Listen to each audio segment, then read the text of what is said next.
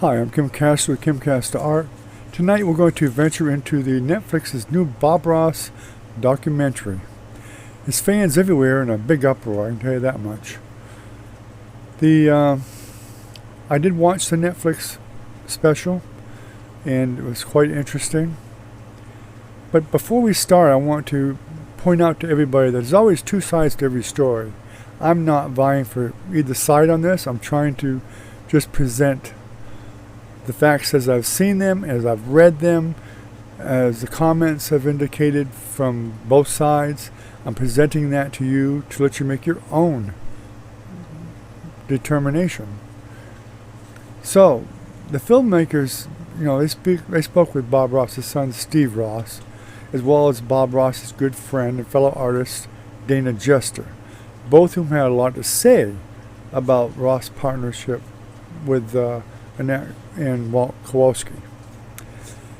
A little background on Bob Ross. He was born Robert Norman Ross, October 29th, 1942, and he died in July 4th, 1995.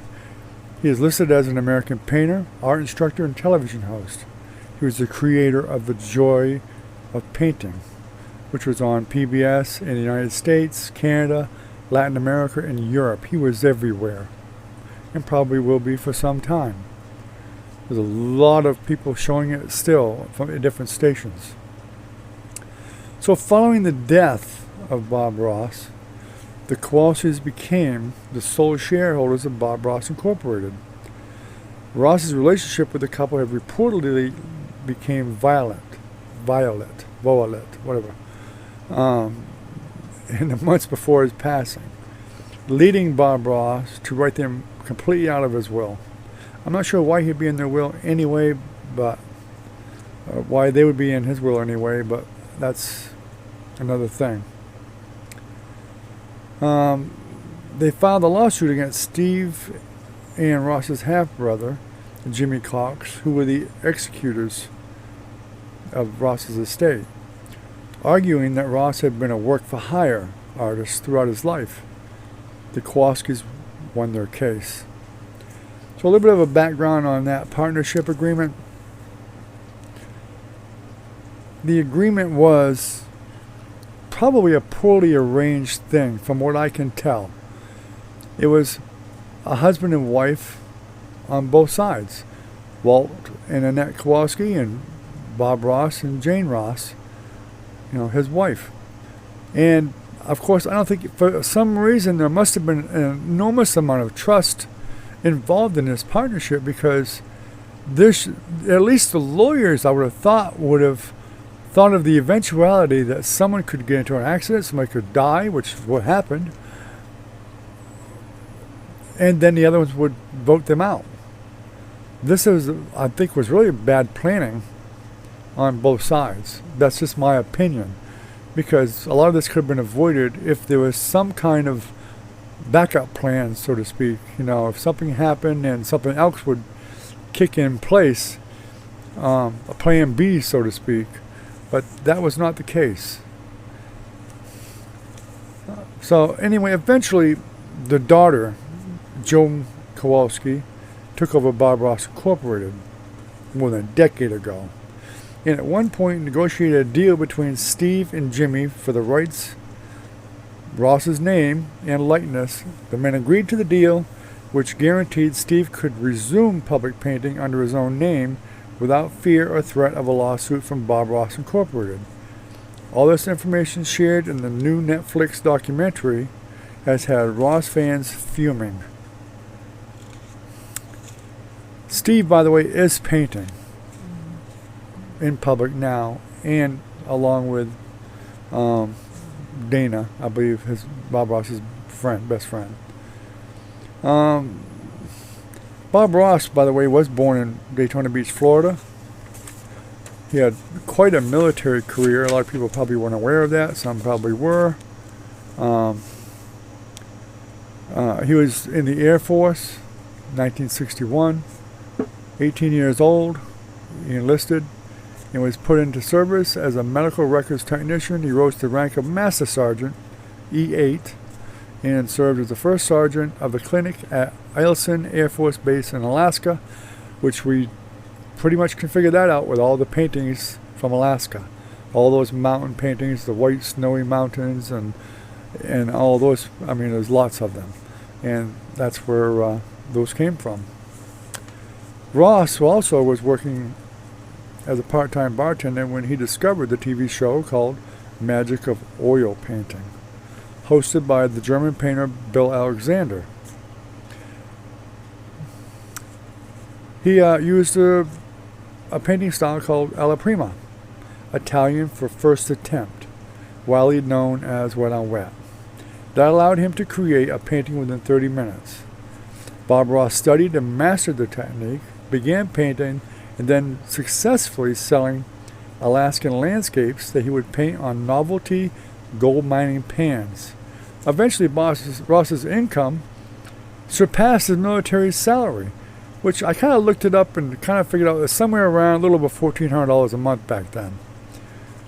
So he surpassed that salary, and he retired from the Air Force. He returned to Florida, studied painting with Alexander, joined his Alexander Magic Art Supplies company, and became a traveling salesman and tutor. Ann Kowalski, who attended one of the sessions in Clearwater, Florida, convinced Bob he could succeed on his own. She, along with Ross and his wife, pooled their savings to create his company, which struggled at first. Of course, everybody knows Bob Ross was noted for that bushy hair, which he really disliked it, but because it was integrated into the company logo, he had to keep it. If you look at earlier pictures of Bob Ross, I'll pop one up here, you'll see he didn't have that bushy hair. The origins of the TV show, The Joy of Painting, were unclear. It was filmed at the studio at PBS station WIPB in Muncie, Indiana. The show ran from January 11th, 1983 to May 17th, 1994. But reruns still continue, as everyone knows. They're still everywhere. I still watch them myself on PBS. They're still out there. He had a huge following. Especially while the pandemic, all this COVID-19 pandemic's been going on, people have been homebound. It's increased the interest in Bob Ross. Anyway, during each half-hour segment, Ross would instruct viewers in quick wet-on-wet oil painting technique, painting a scene without sketching it first, but creating the image directly from his imagination in real time. He explained his limited palette, deconstructing the process into simple steps. With help from Annette and Walt Kowalski, Ross used a television show to promote a line of art supplies and class recordings. Building would become about a $15 million business, Bob Ross Incorporated, which would ultimately expand to include classes taught by other artists trained in his methods. Following Ross's death, ownership of the company was passed to the Kowalskis. Now, let's see. I looked up at one time Bob's net worth, and it came up with like $10 million. I'm not sure how accurate that is, but that's a pretty good sum of money. Where's that money today? Good question, huh? It could be, I'm sure he didn't save all that, but, probably a lot of lawyer fees were paid from it and whatever, who knows, but it's a good thing to think about. Ross also filmed wildlife, squirrels in particular, using his garden, and he would often take an injured, abandoned squirrels, other animals, small animals. They often appeared right there in The Joy of Painting, which I'm sure everyone's familiar with, the squirrel and the raccoon and other animals that he had. There was one thing I wanted to bring up here. The classes that he had, I'm going to pop in real quick on something of my own experience. Bob Ross did the school in New Smyrna Beach, Florida. I went there for vacation several times. And once I went there, I decided to go to the Bob Ross school that's there in the store. But I got to tell you, honestly, I was a bit disappointed. They had an instructor that day. I signed up. They were definitely pushing Bob Ross products, which you'd expect them to do that, but I was a little disappointed with the fact that we used really small canvas. I was looking forward to, Bob Ross normally used at least like an 18 by 24 canvas on TV. Most of his paintings were around that size, but they used a smaller one, like 11 by 14. And from what I've read, they go on TV even a smaller one than that, like a 9 by 12 now. And that's really hard to do Bob Ross's methods that small. For me, it would be. Even though I'm an experienced painter over 40 years on wet on wet, it's just, unreal. And it's not that you can't do it, but a beginner, I think, needs more room. They need to be able to have a little more room, learn the full experience. Obviously, a 9 by 12 or 11 by 14, you're not going to use a 4-inch brush. And that was one of Bob Ross's big things. You're going to use this big paintbrush, and we're going to paint this painting. So instead, you're getting a 1-inch brush and a fan brush and stuff. And my other complaint there was a lot of the brushes I saw there were already worn out. It was hard to do a good painting. The painting I did there in their class, and even with all my experience, I couldn't get the painting to come out right because the quality of the brushes was so poor that they didn't work properly. If you don't have any good tools, they're not going to work right. So I was pretty disappointed. I wouldn't even take the painting. I'd give it to somebody that wanted it. But that was my experience with them. When you're there at the beginning, when you're at the end, they're just pushing products. They had one teacher. They had 1 or 2 helpers that worked at the store, but they probably had 25 or 30 students. I think it was like $40, $50 a piece, something like that. Quite a sum of money. And I think it was back then it was like a 2-hour class. And but there was some good points. For one thing, Bob Ross's paintings were everywhere. I don't know how many there was. Must have been 100 of them, 75 or 100 paintings in there. And I recognized a majority of them from the TV shows, which was great. It was wonderful to walk up to the paintings and look at them closely, see the brush strokes, see the colors, see everything right in person. It's way different than seeing it on TV. So that was a great point of it. So on with the thing here. Ross painted an estimated 30,000 paintings during his lifetime. That's a lot of paintings. Despite the unusually high supply of original paintings, Bob Ross original paintings, they are scarce on the art market, with sale prices of the paintings averaging in the thousands, frequently topping $10,000 each. The major auction houses have never sold any of Ross's paintings, and Bob Ross Incorporated continues to own many of the ones he painted for the joy of painting, as Ross himself was opposed to having his work turned into financial instruments. In contrast to more traditionally famous artists, Ross's work, described by an art appraisal service as a cross between fine art and entertainment memorabilia, is most highly sought after by common fans of the joy of painting, as opposed to wealthy collectors. The art circulating among collectors is largely from Ross's work from before he launched the television show. As I said before, when he was in Alaska, he was painting the gold pans and stuff like that, and painting. A lot of his early paintings are out there. So there is some out there. I've seen some myself. In fact, I recently heard of one on eBay for as high as $55,000. I don't know if it's sold or not. I didn't look for it. But I know that it was on there. And the ones I've seen on there ranged somewhere close to $5,000 to $10,000. So they're out there, but they are very scarce. Bob Ross really didn't paint to make the money after that point there. He painted because he truly wanted to share the enjoyment and the joy of painting with everyone. And I really believe, and I could see that in him, you could tell when he painted, he really wanted to share this knowledge with you. And he was a very big believer in, it doesn't take talent to paint. It just takes desire and some inspiration and patience and just wanting to do it. And he knew that. And he taught many, many people with that in his mind. And that's what I teach myself.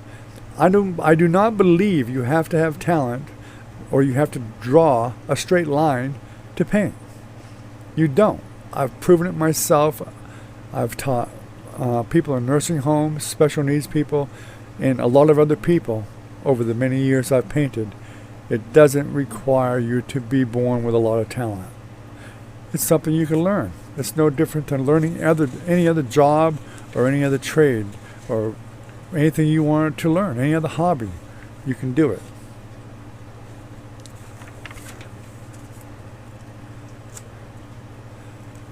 Also, there was, with every painting you saw in The Joy of Painting, this is a good fact to know, Bob Ross actually did 3 of every painting. He did 1 painting as his example on the show. He did 1 for Annette Kowalski because she was his partner. And he did 1 while he did the show. So there was always 3 copies of every painting. Amazing, isn't it?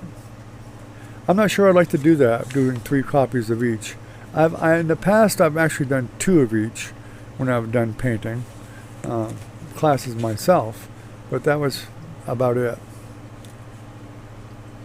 Ross actually did dedicate the episode of the 2nd season of The Joy of Painting to Bill Alexander, explaining that years ago Bill taught me this fantastic wet on wet technique.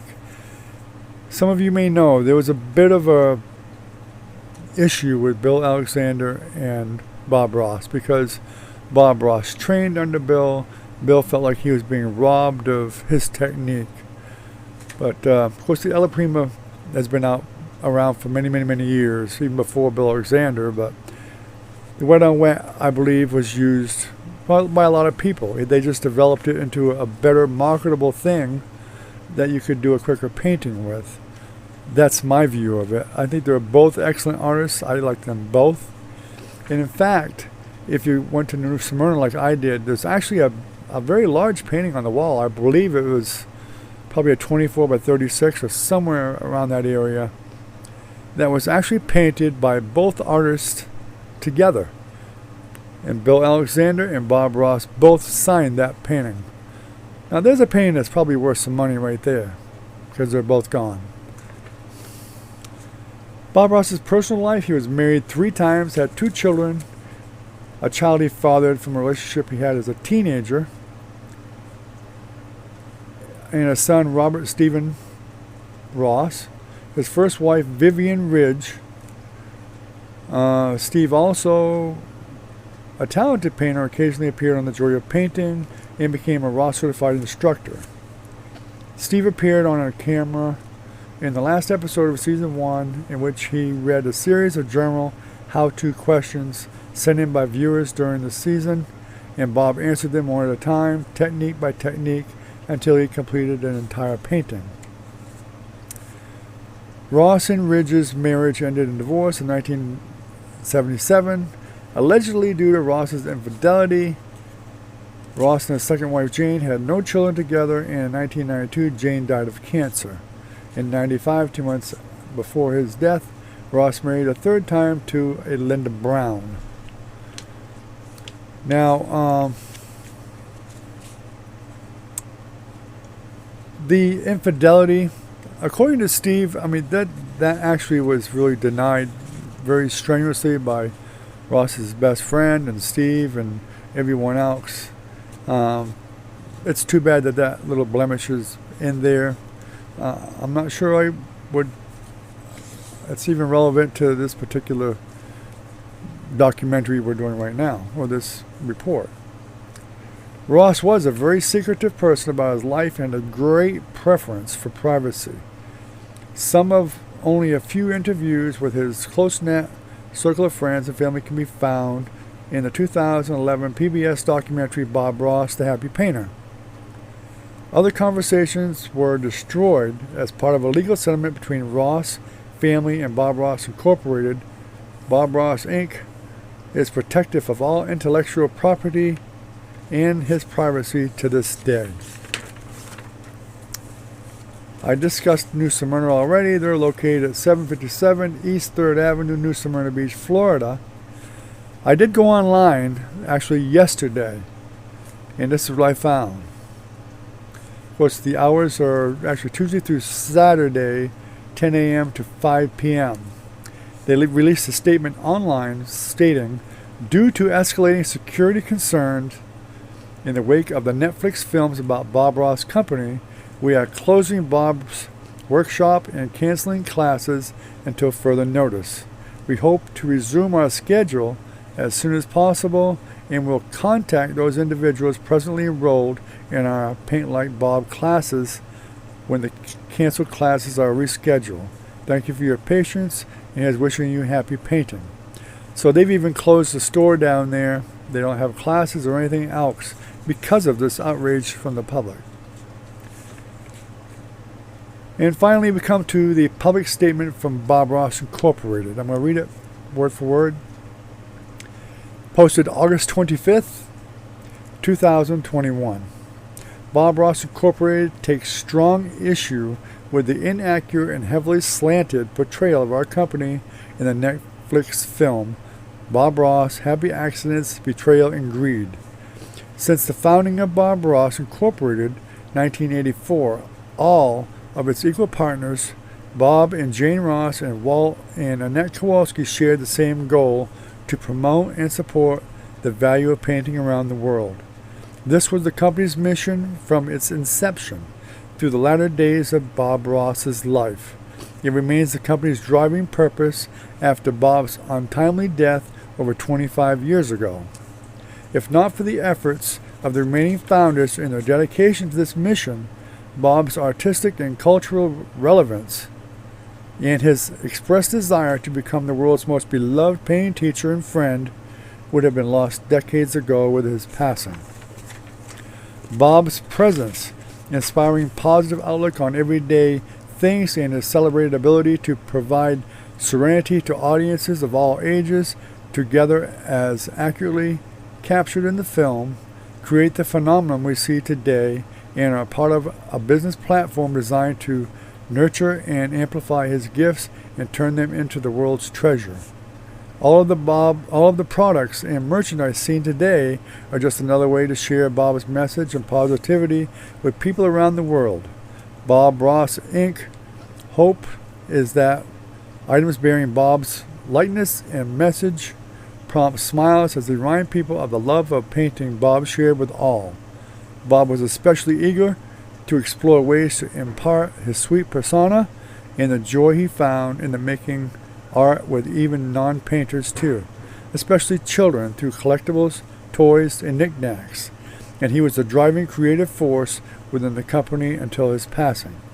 While producers of the Netflix film did contact Bob Ross Inc. twice in late August and October 2020, each request arrived replete with a confounding lack of transparency.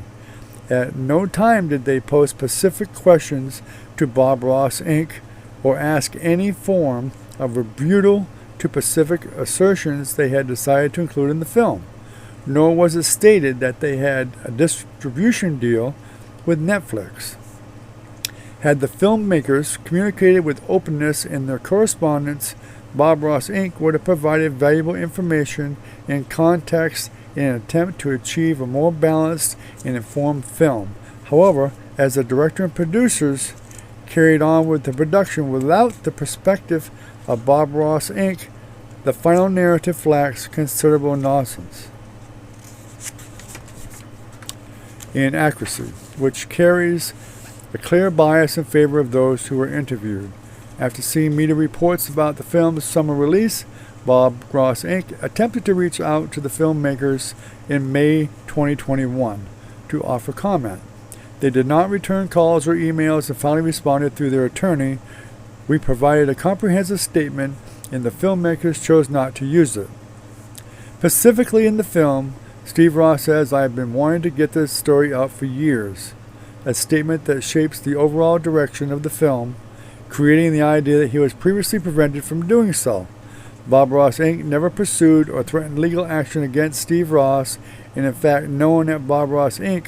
heard from Steve for almost 20 years until 2017 when Steve filed a suit against the company without any prior communication. Bob Ross may not have shared the inherent structural features of his company with his family and friends, which are very common in small private companies, resulting in many of the unsubstantiated accusations made in the film. Many of these baseline accusations attempt to relitigate claims brought against Bob Ross Inc. in 2017 by RSR LLC, a company owned by Steve Ross, Dana Juster, and Lawrence Kapp, all of whom appear in the film. Those claims were rejected by a court of law in 2019. RSR Art then filed an appeal, which was dismissed at RSR Art's request. After the parties reached a settlement through a standard court-ordered mediation process in 2011, Bob Ross Inc. and its host, PBS station, produced a documentary together entitled Bob Ross Happy Painter, to be used by public television stations during pledge seasons and to enhance their fundraising efforts. Because of Bob Ross the Happy Painter, Bob Ross Inc. has routinely declined to participate in any of the additional dozen or so Bob Ross-related film requests it has received over the years. Bob Ross Inc. supports a vibrant worldwide art community by putting a brush into the hands of more first-time painters than any other movement in history. We embrace fans that never intend to paint at all, but still crave Bob's delightful personality and loving, positive spirit. We enthusiastically support the public television system, a true American treasure, art-related, education and charitable projects, including the Smithsonian and the U.S. Air Force First Sergeant Academy and the new Bob Ross Experience Museum in Muncie, Indiana. The efforts of Bob Ross Inc. and our dozen employees have allowed Bob's incredible accomplishments and his love of painting to thrive, and we remain committed to enhancing his wonderful legacy well into the future. That was their response to the whole thing, and that is actually out there so other people can see it. I do believe Bob Ross did his mission really was to let people paint. This is what my summary of it is I'm still not taking sides at all. I'm going to make my own personal decisions on what I'll do. Whether you buy their products or not, that's your decision. I'm not sure that Bob would be happy with people not buying his products. They are, after all, his products, even though he's not making the money on them anymore, nor is his son. But I think that if I still say if there was a backup plan there involved with other lawyers or attorneys, and they thought of these eventual problems that came up, it would not be an issue at all right now. Steve is out painting. He is teaching art classes now, I believe, with his father's friends, and they're doing their own studios, classes, tutorials. Some of them are free. I'm sure they're probably getting paid for some of them. I haven't read that yet, but I do know they were doing some free classes out there too. And I hope and I wish him the very best. I really wish that he could have taken over his father's role on TV and continued in that position that his father had, teaching the joy of painting. No, he's not Bob Ross. He's his son, but he still was taught by his father. So who else could better be qualified to carry on that tradition? So in conclusion, I thank you all for watching this. I really appreciate it. Please comment. Let me know what your thoughts are. Good or bad, I appreciate it. Give us a thumbs up. Subscribe. And we do have a membership that you can join. I appreciate y'all watching. Have a good day.